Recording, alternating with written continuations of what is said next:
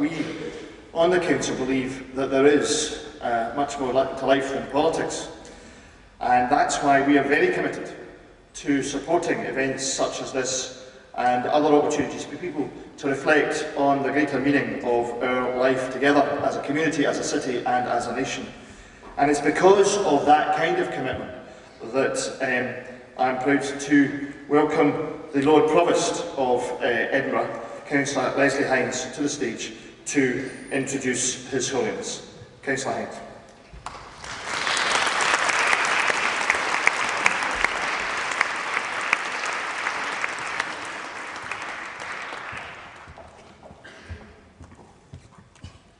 I'm afraid I'm getting old now and I've got to wear glasses. I'm sure it comes to us all. And welcome, first of all, to our visitors here to the Usher Hall.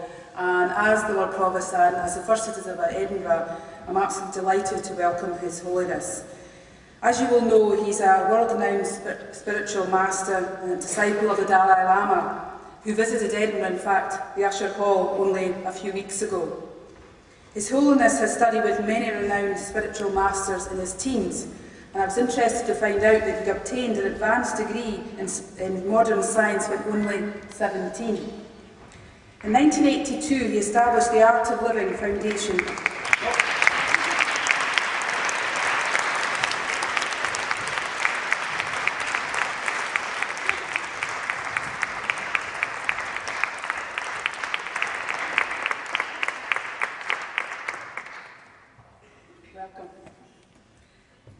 In 1982, he established the Art of Living Foundation to promote self-development and health-related educational programmes, which is now active in over 140 countries throughout the world. And today he teaches internationally, and I'm particularly pleased he decided to visit Scotland and to visit us here in Edinburgh. And as I understand, it's his first visit to Scotland, and I'm sure he will come back again and again with the warm welcome he will receive. His philosophy is the dignity of human life through compassion and non-violence, recognising the interdependence of the individual and the collective quest for peace and happiness, encouraging everyone to follow their chosen religion or spiritual path while honouring that of others. He is also the co-founder of the International Association of Human Values, dedicated to worldwide humanitarian service projects. And he's been the guest speaker at the United Nations, European Parliament, World Economic Forum, opening of the Museum on World Religions, and many meetings throughout the world. While he's been here in Scotland, His Holiness has had time for reflection at the Scottish Parliament, has educational events with children and teachers from schools across Edinburgh and Glasgow, he's addressed students and staff at University of Edinburgh, public talks in Glasgow and here in the Usher Hall. Also, he's been meeting with prison authorities, staff and inmates at the Edinburgh Saughton Prison.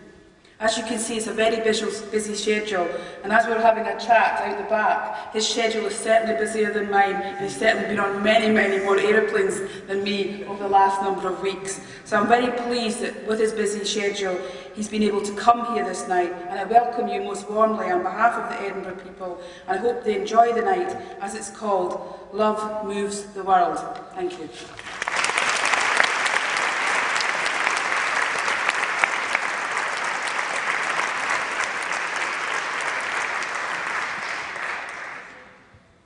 As part of our preparation for hearing His Holiness, I'm going to take some time to listen to some sacred chants and songs from ancient times by the Art of Living Foundation. It's believed that the ancient sounds have a deeper connection to our minds.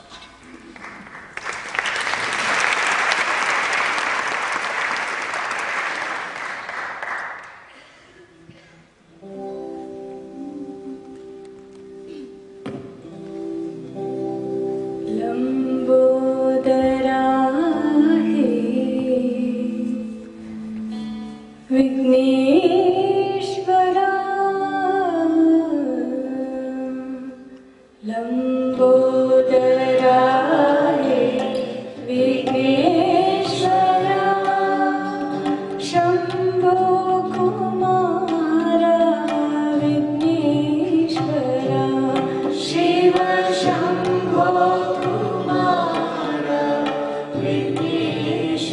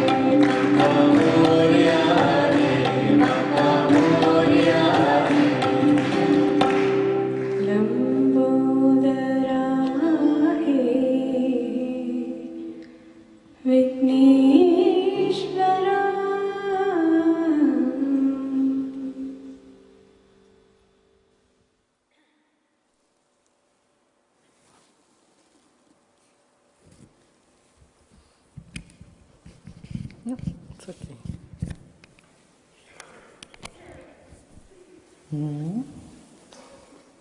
That was good, no? Music just makes our mind dissolve. How are you all today? You want me to talk now?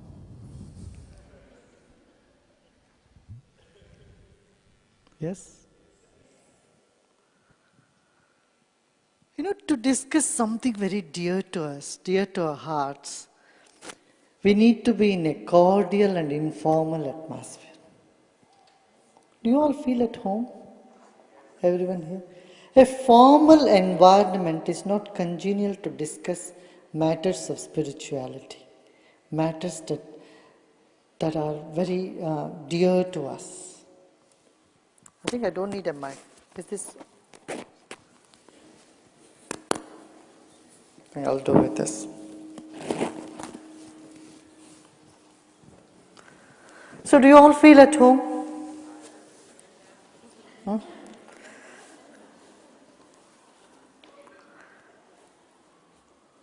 You know, in day-to-day affairs, we say sorry so many times, thank you so many times. Someone offers you a glass of water, you say thank you. Sometimes you step in somebody's shoes or something happens, you say sorry. You really don't mean it. Do you see that? Many of the words that we use, pleasantries we use in day-to-day life, are just courtesies. They are just, etiquettes, but they don't really carry the meaning of it. More often, isn't it?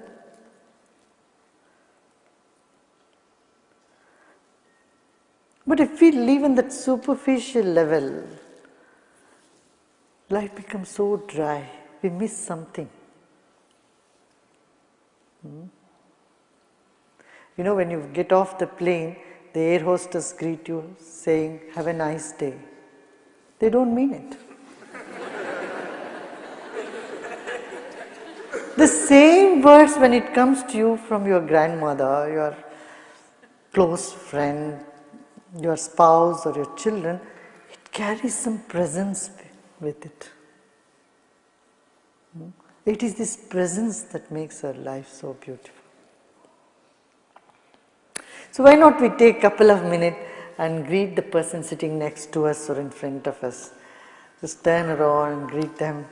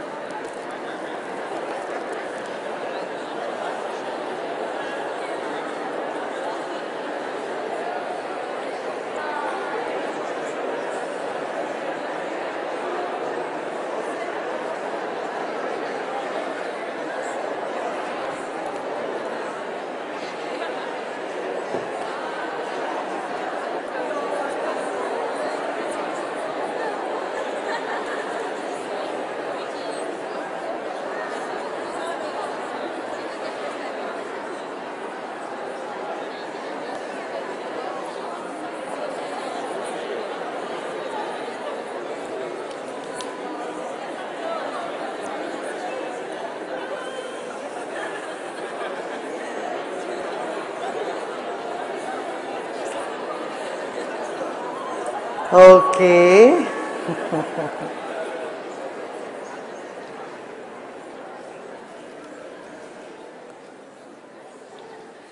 Okay, now you tell me, did you really greet the person or was it a formality?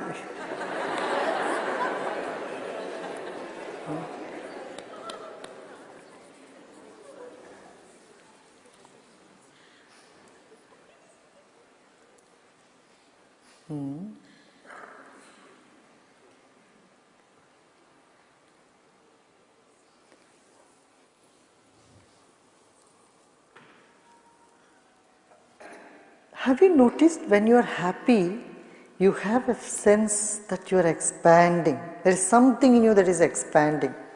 Have you all had this experience? When you are happy, when someone pours you with compliments, what do you feel? How do you feel? Ah, something is expanding. And someone blames you. What is the sensation you get?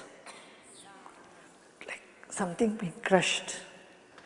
There is something in you that is contracting and that expands. What is this something that contracts and expands? We have not taken a look at it.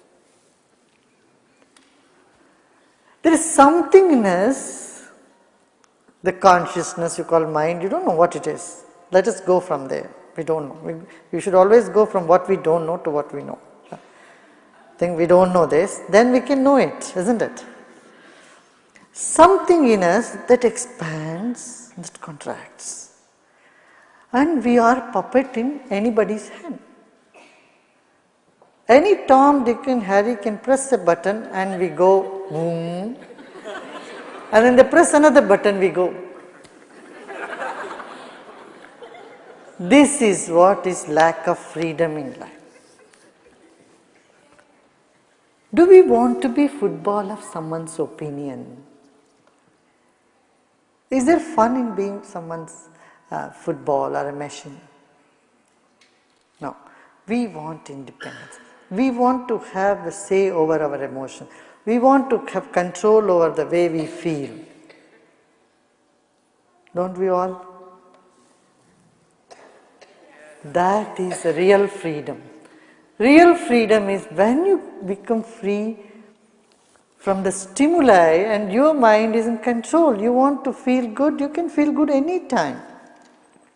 The weather cannot make you feel bad, people cannot make you feel bad, then you can make yourself feel happy or bad whenever you want or not. And this is what the humankind is trying to achieve.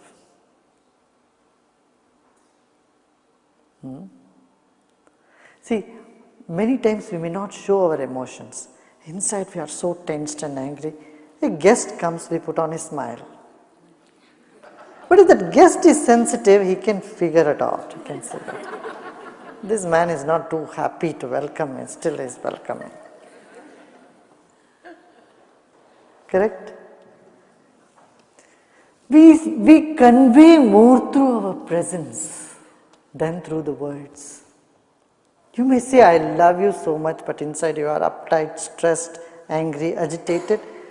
What gets across or what gets conveyed is that frustration, not that I love you word. Not that sentence which says, I love you. Just look at a baby. When a baby looks at you, it looks from its whole being. As though the love is oozing from every particle of the baby, the whole body of the baby. When a baby gets angry, it gets 100% angry. Have you seen it, Judge? Whole body becomes red. We don't do anything 100%. We do a little 50-50 anger, 50-50 love, 50-50 this. So there seems to be something lacking. What is that something that's lacking? Understanding this is spirituality. We are made up of matter and spirit. Matter is carbohydrate, protein, all that, our body. The spirit is made up of love, joy, compassion, awareness, intelligence. Attending this, and they are very well wedded. There is no separation between them. You need to address both aspects. So I would say there are 7 layers to our life that we need to attend. Body, breath. Are you all breathing? Obviously, yes, I hope.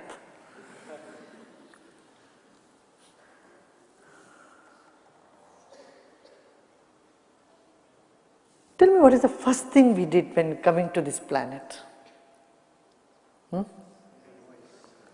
We cried? No, we first took a deep breath and then we started crying. You know the last thing we would be doing on the planet? We breathe out and make others cry. And if you don't make others cry, you have not lived a good life. If people are happy that you are gone, I tell you, have not lived well. Last thing in our life, we breathe out. And the whole life we are breathing in and out, but we have not attended to the breath. Few minutes of attention, breath definitely deserves. And when we give that attention to breath, our body becomes stronger, mind becomes clearer, intellect becomes sharper, memory becomes free from trauma, and our spirit becomes full of enthusiasm, full of love. The breath, the second layer of our existence. Are you all listening to me? Yes. Everybody? Yes. How are you listening? Through ears. What is it that is listening through ears? That's the mind. Our perception, observation, expression happens through that faculty of consciousness we call mind. Are you agreeing with me?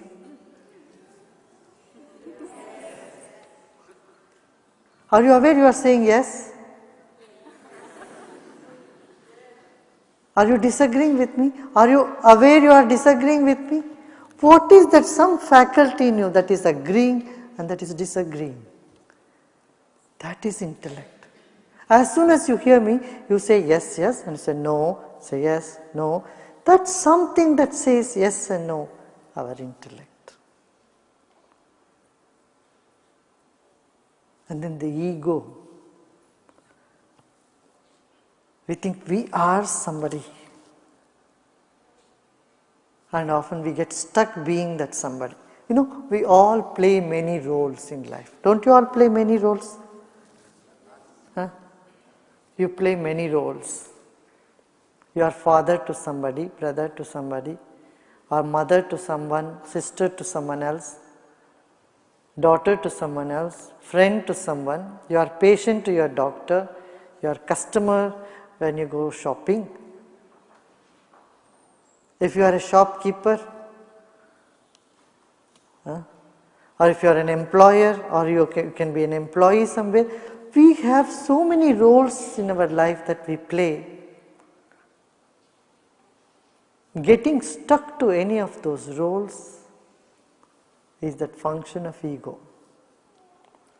You know, when someone identifies oneself belonging to a particular religion and gets stuck there, it's okay to identify oneself to a particular religion, but getting stuck there, he feels the others do not anyway belong to him or her. Suppose one takes a position, I am a Muslim. Those non-Muslims no longer belong to me. To protect this identity, I am a Muslim, or I am a Christian, or I am a Protestant, or I am a Hindu, or I am a Buddhist, or I am a Taoist, one is ready to give up their life. This is what is happening in the world today. Most of the problem is ego clash. Religions don't teach intolerance, they don't teach hatred. It is My religion is great. You know why? Because it is my religion. Jesus is great. You know why? Because I am a Christian. So Jesus is great. You know, a Buddhist claiming Buddha's teachings are great is nothing big because there can be an element of ego. But a Christian appreciating Buddha's teaching has much more meaning. Similarly, a Buddhist appreciating Muhammad's teaching is much more valid than an Islamist claiming Muhammad's teaching is the supreme in the world. Are you with me? Huh? Ego is something is good because it is mine, not because what it is. It's okay to have ego, but it should be in its place. We should not get stuck in the ego. That's when the problem arises. It's good to have self-pride, but pride beyond a certain limit, putting everybody else down, causes tears. Not tears of joy, tears of misery. Then there is something, then the memory. If you observe the nature of our memory, it often sticks to something that is negative. If you are given 10 compliments and 1 insult, what would you hold on to? Tell me.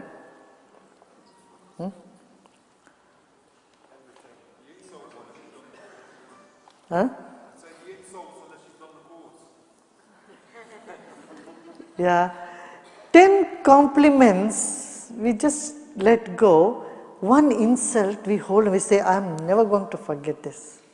All my life. Don't forget who is at loss. Someone made a comment, they made a comment, they went away. But you holding on to that bad memory make your own life miserable. Isn't it? Isn't that so? Huh? Nature of memory, you cling on to negative, or you are angry about the past or anxious about the future. Is there any use being angry about the past? Huh?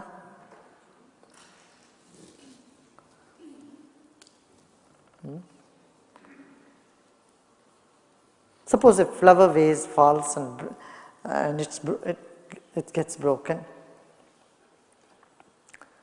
Being angry because this vase broke, does it make the vase come back?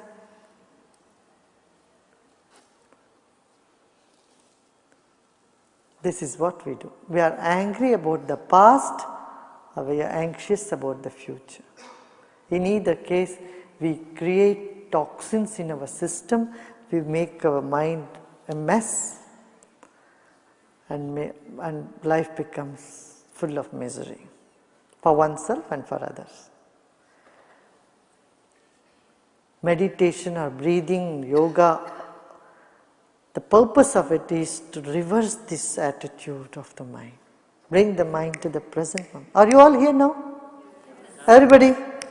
Present moment? Now.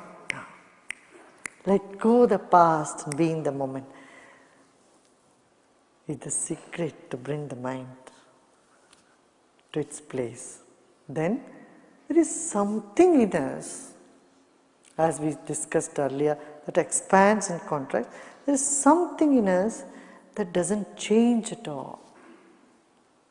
Everything changes. Our bodies change, our body undergoes change, our mind changes, our thoughts change, emotions change, our ideas, opinion change, our friends change, and people around us, their opinion about us and our opinion about them changes.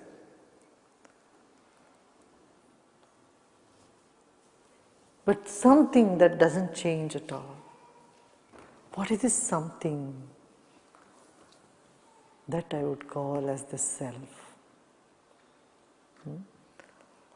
All that you need to do is to sit back and one day, all by yourself, and see everything is changing. Everything is changing. and you come to a place that something is not changing. Going deep into that something which is not changing is meditation. How to achieve this? There are 4 different types of energy we have to look into. First is food, right amount of food. If you eat too much food, you get tired. If you don't eat at all, you get tired. So right amount of food.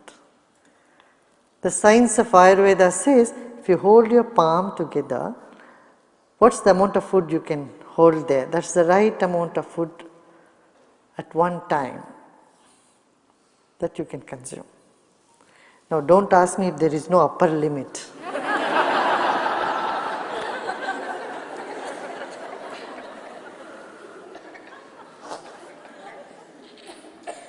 The second important source of energy, twice or thrice you can have food like that. Okay. The second important type of energy we all need is sleep. Here again, if you sleep for 10 hours on a holiday, on a Sunday or a Saturday, when you get up, you don't feel good at all. You feel even more tired, sometimes even worse. What do you call it? Hangover? Huh? I feel like it's a hangover. Sleep again, 6 to 8 hours, not more, not less. But if you are a good meditator, you can manage with 3-4 hours of sleep. For that you need to meditate at least an hour morning. Half an hour to 1 hour, good meditation per day. You can reduce the sleep to 3 hours, 4 hours. Third source of energy is breathing. Few minutes of breathing exercise you should learn. Pranayams and Sudarshan Kriya. That they energize your body and keeps your spirit high. Don't miss it. Definitely everyone should learn. It's like today you can't function if you don't know how to operate computers. Today you can't function in the world if you don't know how to drive. It's a handicap. Similarly, if you don't know about your breath and don't learn about breathing exercise, I tell you, you become a handicap. Because you don't know how to handle the emotion. When you feel negative feelings, you don't know what to do with it. Because neither in school nor at home anyone teaches us how to handle our negative emotions. So breathing exercises, breathing techniques, Sudarshan Kriya, Pranayams, they all come handy to handle our inside. Third important source of energy. The fourth type of energy is a meditative mind, peaceful mind. Few minutes of peaceful mind gives us so much energy. You know, doctors say, psychologists and psychiatrists, physicists, they all say, if you think negative for 1 hour, you are consuming energy which is equivalent to 8 hours of hard labor. Suppose on a Sunday or a holiday, you just sit and just talk negative for 1 hour and see at the end of that 1 hour you feel so exhausted. How many of you have this experience? How many of you have this feeling? I'm sure everybody. If you have not, you can try next Sunday. Just sit and just complain. Complain about everything. You know. You feel so drained. Imagine if you have complained for 5 hours, you have consumed the energy equivalent to 40 hours of hard labor. Just imagine the wear and tear it causes on your system. When we are so worn down, where is life? Where is enthusiasm? Where is love? Where is joy? Life is so depressive.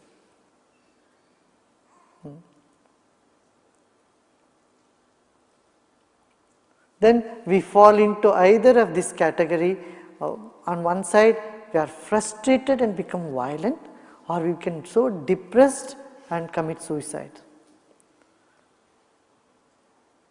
It's only the spiritual awakening or meditation can take people out of these two ills that we are seeing in the world today. 18th century, 19th century, in the previous century, people were much simple. Their faith was so strong. They could just sit and pray, their faith would take them along. But today, our mind has become so scientific and rational thinking, scientific thinking. Though you impose faith in you, the faith does not dawn from inside. So you think, oh, I believe in God, but where is God? The mind goes in roller coasters. Faith doesn't happen so deep. That's where you need to use these techniques to make you be in touch with yourself. So once you're in touch with yourself, faith becomes a natural phenomenon. It's not a forced prayer you do. You just look at the tree, there is prayer in your heart. You look at the child smiling, your heart wells up with prayer. You look at the mountains, the rivers, whatever you see, wherever you walk, whomsoever you meet, there is certain prayerfulness, there is certain gratitude you feel, there's certain elevation in your consciousness you start experiencing. Life will not be the same. And I think it's not just the right of just a few people to experience it. I feel it's the right of every human being. Every human being, irrespective of their religion, their background, their race, their nationality, have the ability to smile, have the ability to be in touch with that spirit that we are all. What do you say? Are you all still here? Huh? We need to smile more. Do you know a baby smiles 400 times a day and an adolescent smiles only 17 times? An adult doesn't smile at all. Just turn around and see who doesn't smile. They are adults.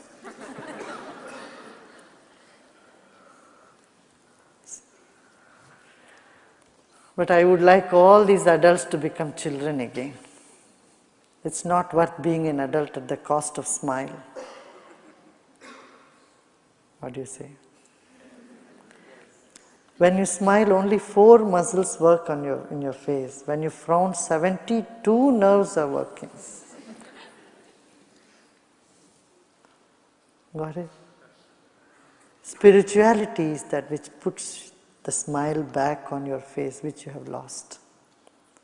Spirituality is to bring the joy and celebration in life, in people around you.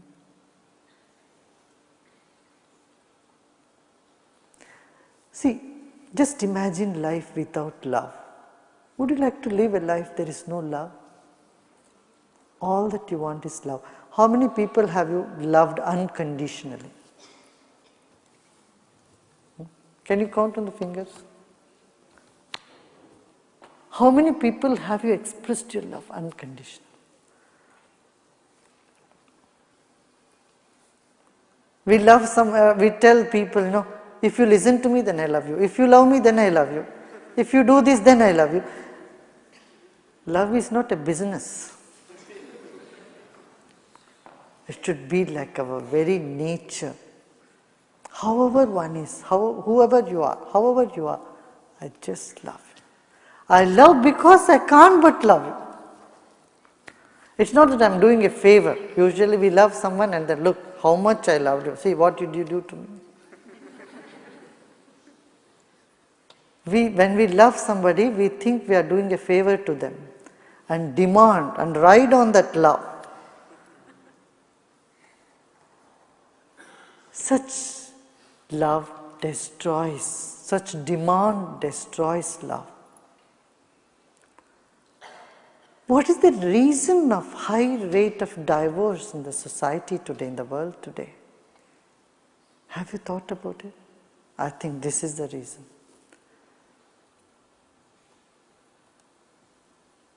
Because we ride on the love. We start on demand. A couple focuses on each other and then they fight. Too much focus on each other without a particular goal in life makes life miserable. Because one starts policing each other then.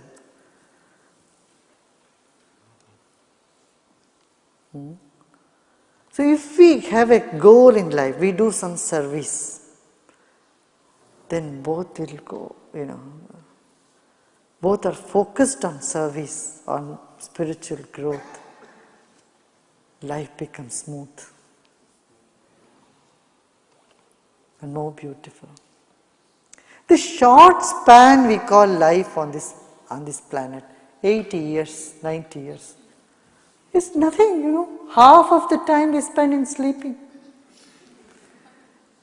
Have you thought about the time management of our own lives? Suppose you live for 80 years, 40 years of the life you spend sleeping in the bed. About 8 years, around 8 to 10 years you spend in cappuccino, in cafeteria, eating. If you are in France and Paris, a little more time maybe, you can add 6 more months.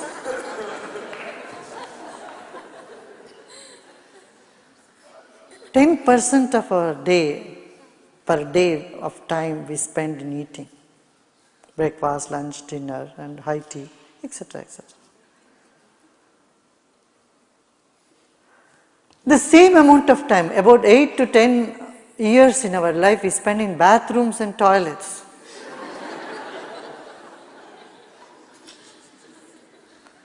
The rest 15 years we spend in working and traffic jams. London you can add 2 more years in traffic jam. If you live in London, I don't think Scotland is that bad. If you really take the time that we live our life, which I mean is being in love, being in joy, being enthusiastic, doing service, it comes to only 3-4 years. So in 80-year span of life, you have really lived only 3 years. The rest has gone in preparation to live. And most of those 3 years must be when you are young, when you are a child.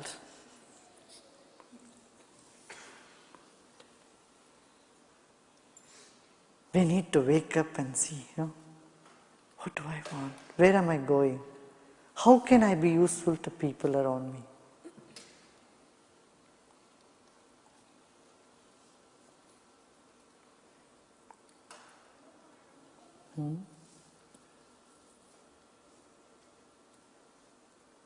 Are you all still here?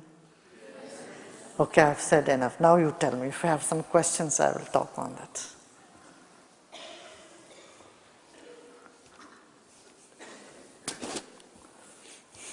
Thank you very much, Your Holiness, for those words of wisdom. We're going to have the opportunity now to ask questions of His Holiness. They should be in your packs. There should have been the papers which you can pass down. If you want to pass them to the stewards, that would be great. Although I think we could probably take 1 or 2 questions from the front. If there were people from down here who want to speak out, that would be fine as well. Whilst we're arranging for those questions, can I just say that the Art of Living Foundation has created a book, Life, a Celebration, to commemorate this visit of Sri Sri Ravi Shankar to the UK. Celebrates the life and work of His Holiness, and it'll be available on the books and tapes counter at the exit. Whilst they're collecting the questions from those who've written them, is there anybody wishing to stand up and shout? There you go, there's a hand, there's a brave person at the front row. Shout as loud as you can, and then I'll try and translate for the folk in the back row.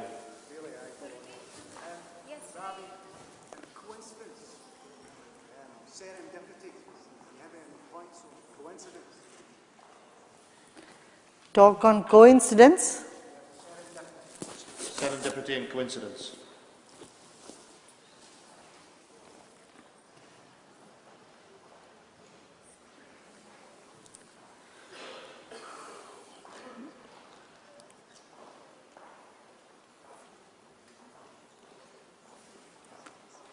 You know, sometimes when we look at an instance, an event, a happening, from a limited understanding and boundary, it appears to be a coincidence. But as our purview increases, you see that it's not coincidence. So,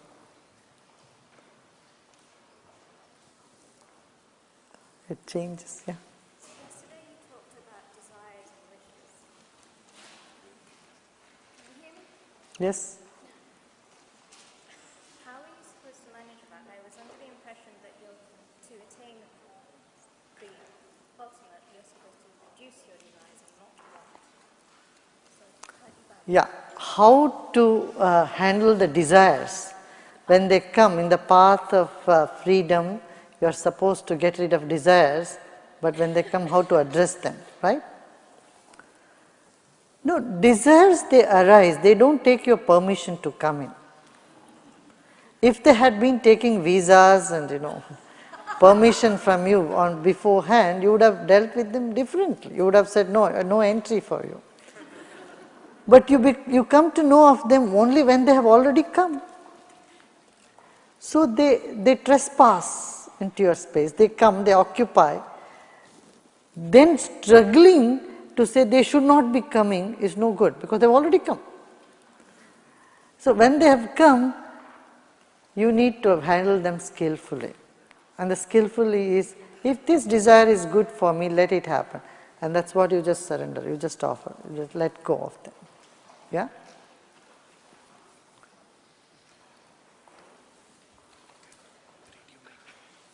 Do we have another question from the floor before we take some of the written ones? Yep, here's one. Shankar, how do you maintain your personal energy without giving it away, all your energy? How do you sustain your energy? How do you sustain your personal energy? By being in touch with the source, the source that is deep within you. By meditating, by doing your Sudarshan Kriya, Pranayam, all that brings such bolt of energy from within you.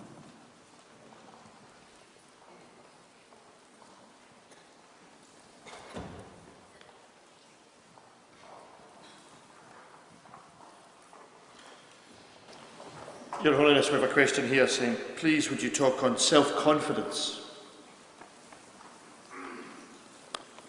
In life you have to assume certain things, and one such thing is self-confidence. What obstructs the self-confidence is your weaknesses, and weaknesses can be gotten over by wisdom and understanding. Yeah? Meditation will definitely help. Okay, how do I maintain simplicity in my life? I simplify, but all the complex stuff in life just keeps coming back like weeds. I can certainly relate to that one. See, you have already the solution. You have been doing it. See, we eat food and then we feel hungry again after 4 or 5 hours. It's like that, like weeds, these complexities come back and we need to keep clearing them. And it may take some time, you need to have patience. When you don't see the complexities as stumbling block for you rather than steps to progress. Your Holiness, sometimes there are doubts and sometimes faith. How do we overcome our doubts?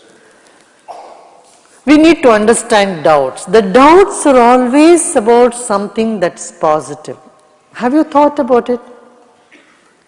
When someone tells you, I love you so much, you ask them, really? But if someone tells you, I hate you, you have never gone saying, really? We doubt our capabilities, we never doubt our weaknesses. When someone asks you, are you happy? You say, well, I'm not sure. But when you are depressed, you have never said, well, I'm not sure if I'm depressed or not. We are so sure about depression, we are not sure about happiness. We are so sure about, negative emotions, anger, frustration. We are not so sure about love. We are so sure about weaknesses, we are not sure about our capabilities.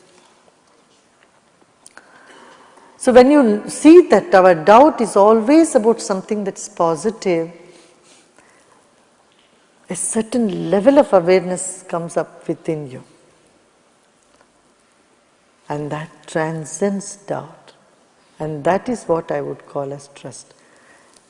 So don't dismiss away doubt. Doubt as much as you can.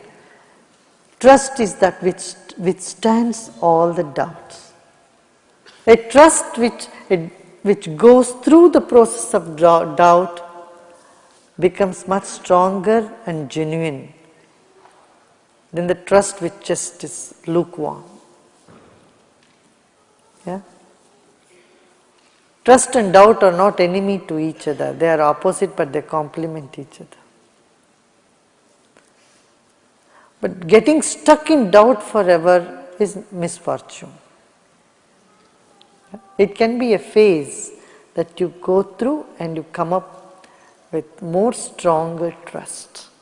Trust in yourself, trust in the people around you, and trust in the divinity. And that will dawn. The question we have here is, you mentioned breath. Can you talk more about how we should be breathing?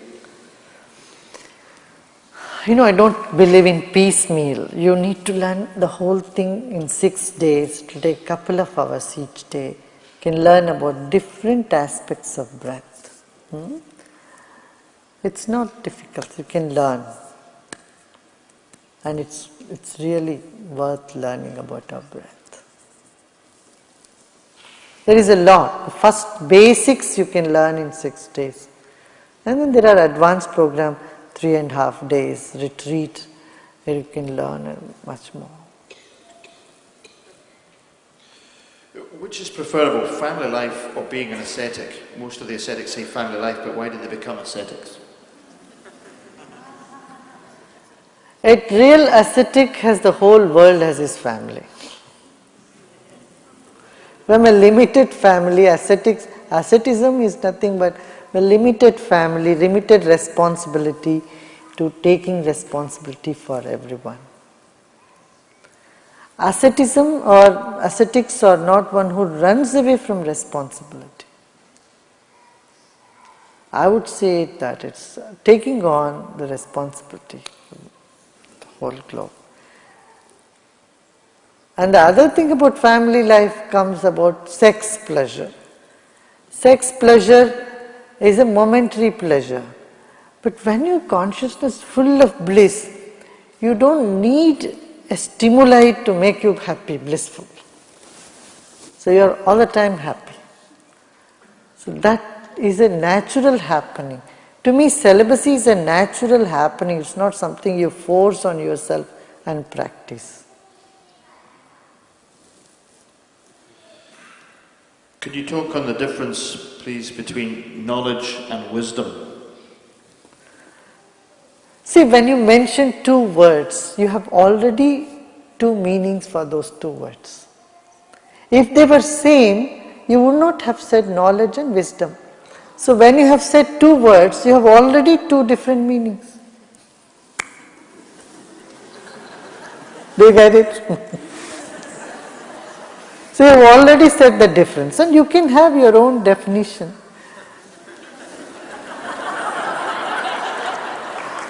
Words are after all words, It's we who attach meaning to them. Why is it that when I'm with you, I have all the answers, but when I go back to routine life, I don't? So that you don't get bored having answers all the time. You should have a variety.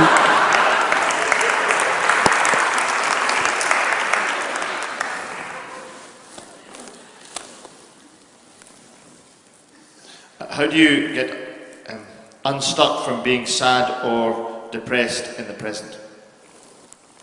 Sudarshan Kriya. Anytime you are off your mood, just 5 minutes or 10 minutes it will take. That's it. You can come back to your mood. No need of Prozacs and all the antidepressants.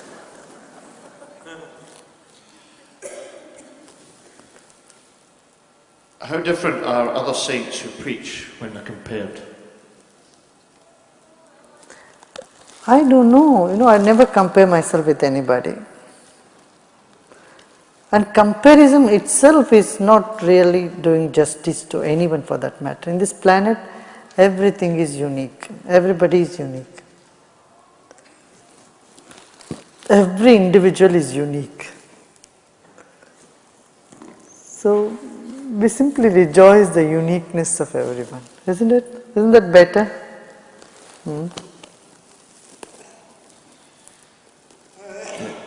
Can you talk about the movie The Matrix? I just read the questions.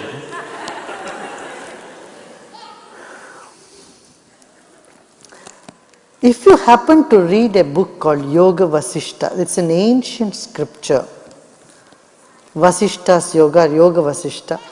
It's published by New York Press, University of New York Press. Yoga Vasishta. I feel everyone who is interested in consciousness, want to know more about the reality, truth, should read this book. You will see matrix is nothing but many of those things have been put in the matrix, taken in the matrix. It's not a new concept what you hear in matrix. This is a very ancient concept of Vedanta, the school of Vedanta.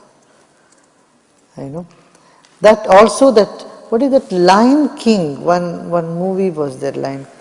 And many things, many of the concepts of Lion King are also from Yoga Vasishta. So also the matrix. So you will understand matrix better if you read this book.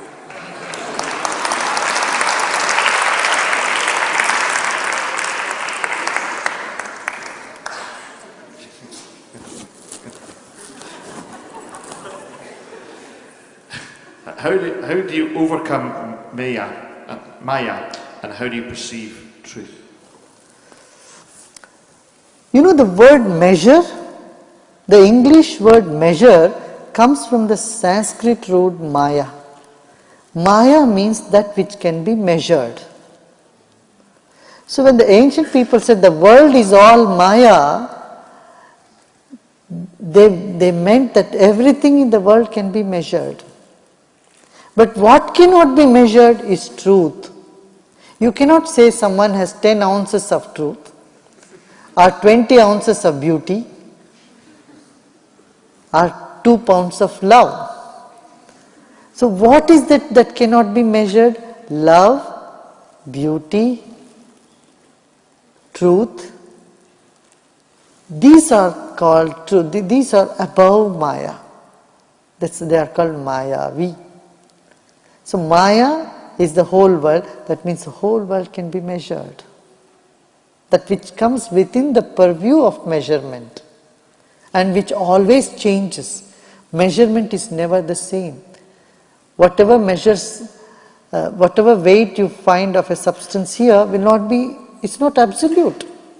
They vary in equators, they vary at poles, and they vary in the moon, or when it goes out of space.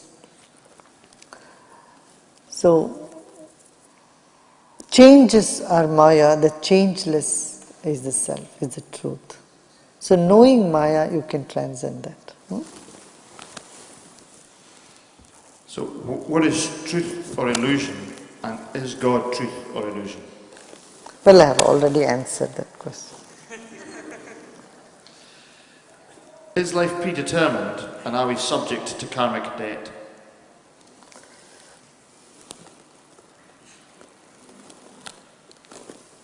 I would say, see the past as determined, the future as free will, and live in the present moment. The past should be viewed as destiny. Usually we do the other way around. We think the past was free will, so we think we should have done that, should have done that, we regret. And the future we think is all destiny, so we become lethargic and inactive, and the present we become miserable.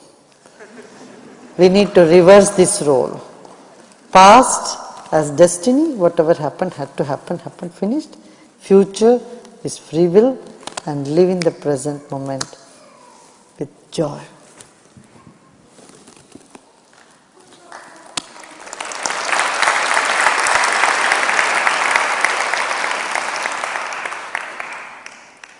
How do you love unconditionally a young child you're trying to encourage and learn right from wrong without, as you say, give and behave and you can have if they all the time they expect and then play up when they don't get? As a father of a 6-year-old, I'd like to know the answer to this in detail, please.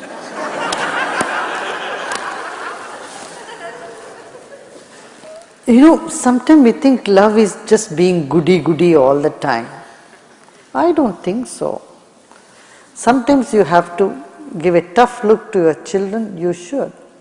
Because if you never give them a tough look or punish them sometime, you make them so weak in the future they can't take a criticism from anybody else. That may be the problem in many of the council meetings.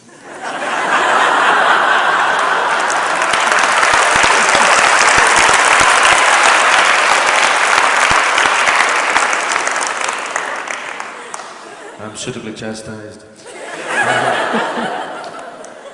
How do you know that you're fulfilling the sole purpose of your life? What is called, there is a gut feeling, something deep inside you tells you. Right? How do you know when you are full? How do you know when you have a pain? How do you know you feel sleepy? How do you know when you are hungry? There's something tells you deep within. Learn to listen to your inside. No?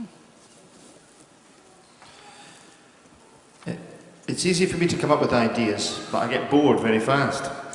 It's the same with relationships as well. I feel like Claire Rayner. I get bored with things around me very fast. What am I going to do? I better don't say anything, you will get bored with this also.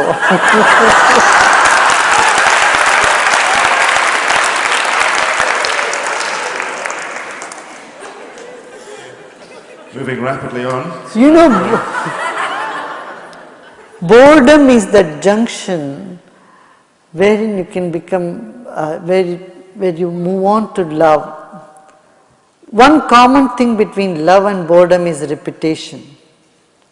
The repetition makes, either bring you boredom, or when you are in love with somebody, you write in their card, love, love, love, so many times.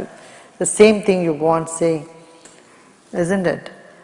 So, boredom simply have to flip over and become love. I suffer from an illness which makes me think negatively. How do I get through that to be able to meditate and find faith? I think you do pranayama and kriya. I'm sure it will help you. Can you talk about the significance of the year 2012? That's so far away. After this moment is so significant. Don't you think so?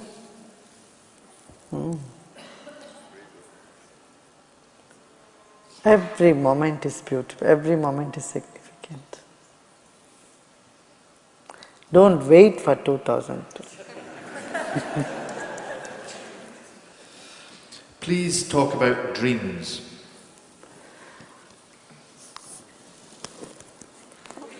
Wake up, wake up.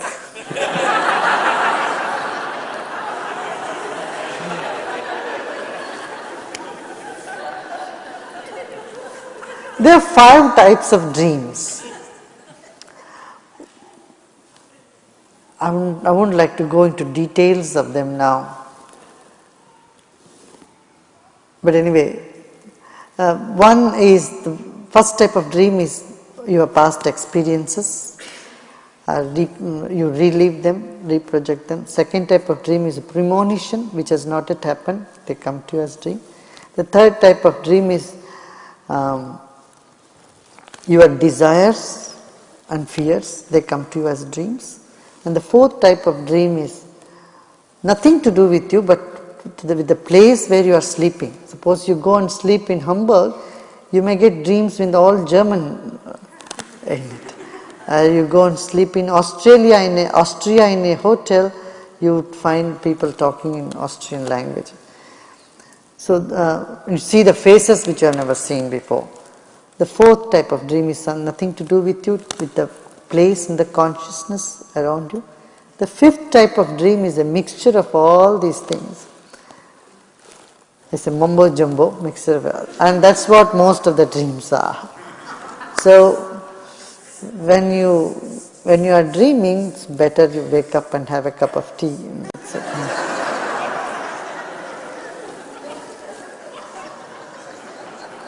Knock some time off your 40 years. If energy is not created or lost, and someone with high energy creates high energy in their surroundings, then where does energy go when someone is of low energy? And where does it come from when high, if not the environment?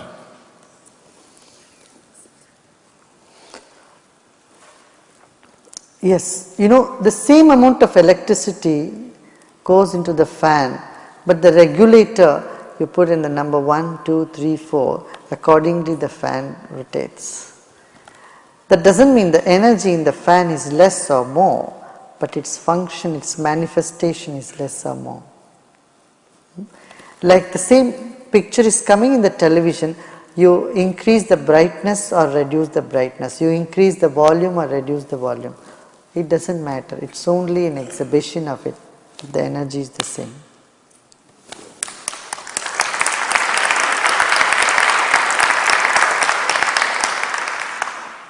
Please say something about Vastu. How serious should one be about this?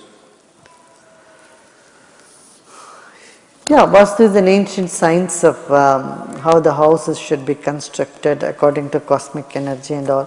There are so many schools of Vastu. Don't have to worry too much about it. Just look into a little bit about it, not too much. And best thing is meditate and sing and chant and serve. All that positive vibration will improve the Vastu of a place.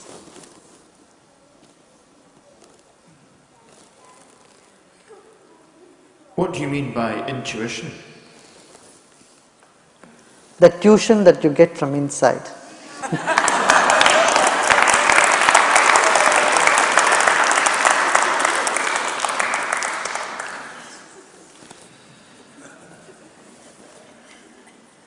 How can we help ourselves stay in the present moment if we have jobs that require us to constantly plan for the moments and hours that follow? Planning for the future is in no way contradicts you are living in the present moment. In fact, the future plans also you do only in the present. Isn't it so? So, all my years of plan, every day of mine is booked from tomorrow until April 2004 or 5.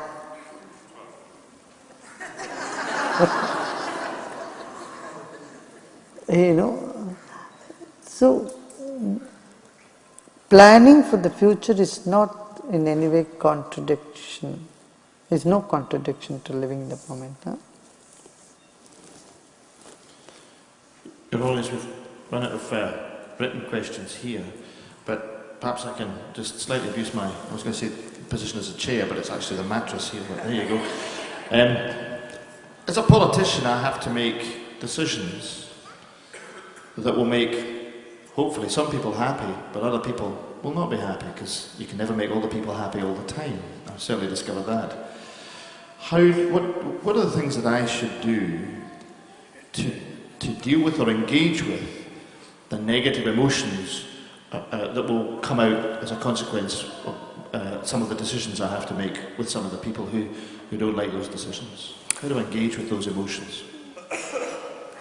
See, I would say that which is good, that which gives you long-term benefit and short-term problem is what we need to be committed to. There are two situations. One is something that gives you short-term joy and long-term problem. The second thing is that which gives you long-term joy and short-term problem. So whatever decision you make, there will be some people who will not be happy with it, who would criticize, who will be negative about it.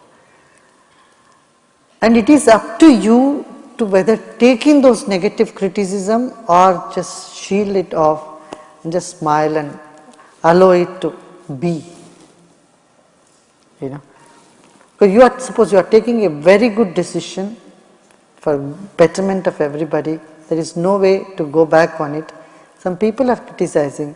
All that you need to know is to allow them to express their problems, their anger, their frustrations, and not take it in and give them some time to cool down. Your Holiness, thank you for the gift of your wisdom. Thank you for the gift of your presence. Thank you for the gift of your insight that can lead to us having our own insight. I intend to smile more, to go to Paris where they have more cappuccino, to reflect on your comments about the possibilities of congestion charging,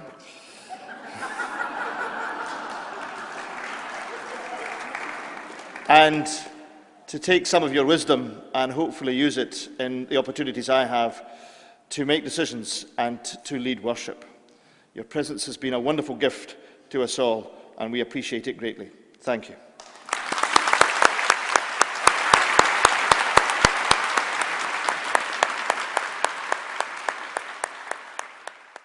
To listen to some sacred chants and songs from ancient times by the Art of Living Foundation. It's believed that the ancient sounds have a deeper connection to our minds.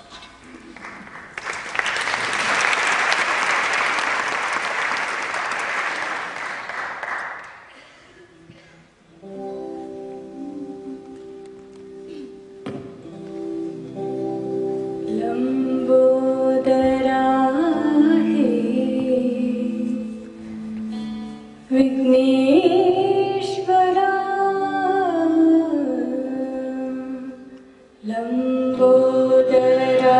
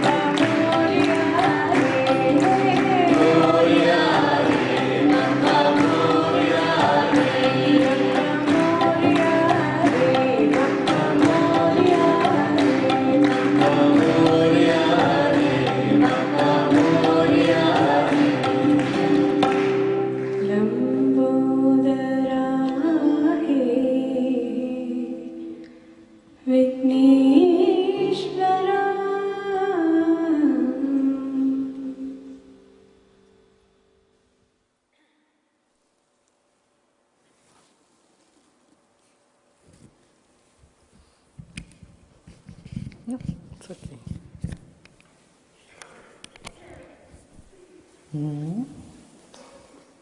That was good, no? Music just makes our mind dissolve. How are you all today? You want me to talk now?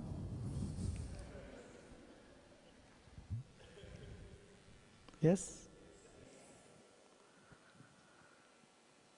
To discuss something very dear to us, dear to our hearts, we need to be in a cordial and informal atmosphere. Do you all feel at home? Everyone here? A formal environment is not congenial to discuss matters of spirituality, matters that are very dear to us. I think I don't need a mic. Is this Health-related educational programmes, which is now active in over 140 countries throughout the world. And today he teaches internationally, and I'm particularly pleased he decided to visit Scotland and to visit us here in Edinburgh. And as I understand, it's his first visit to Scotland, and I'm sure he will come back again and again with the warm welcome he will receive.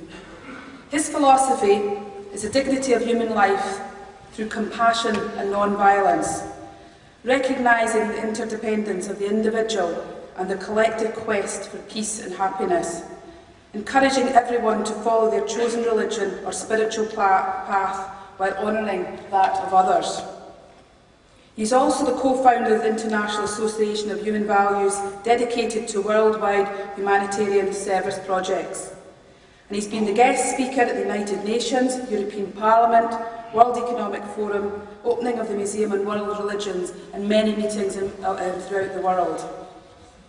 While he's been here in Scotland, His Holiness has had time for reflection at the Scottish Parliament, has educational events with children and teachers from schools across Edinburgh and Glasgow. He's addressed students and staff at University of Edinburgh, public talks in Glasgow and here in the Usher Hall. Also, he's been meeting with prison authorities, staff and inmates at the Edinburgh Salton Prison.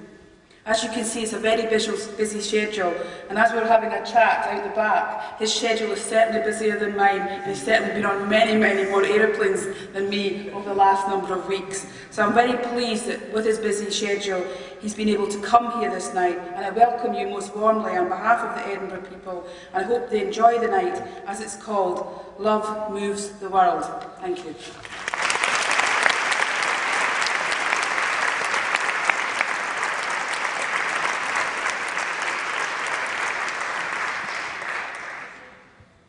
As part of our preparation for hearing His Holiness, I'm going to take some time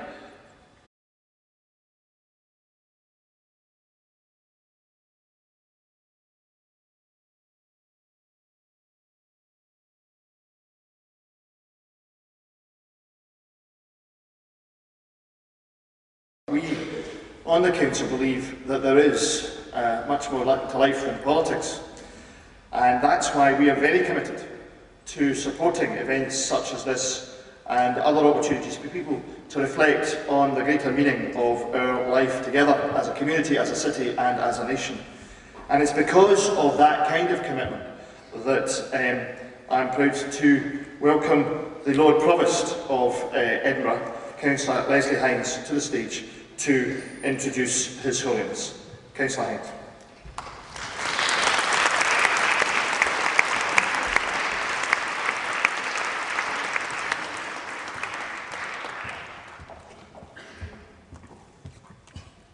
I'm afraid I'm getting old now and I've got to wear glasses. I'm sure it comes to us all. And welcome, first of all, to our visitors here to the Usher Hall. And as the Lord Provost and as the First Citizen of Edinburgh, I'm absolutely delighted to welcome His Holiness. As you will know, he's a world-renowned spiritual master and disciple of the Dalai Lama, who visited Edinburgh, in fact, the Usher Hall, only a few weeks ago. His Holiness has studied with many renowned spiritual masters in his teens, and I was interested to find out that he obtained an advanced degree in modern science when only 17. In 1982, he established the Art of Living Foundation.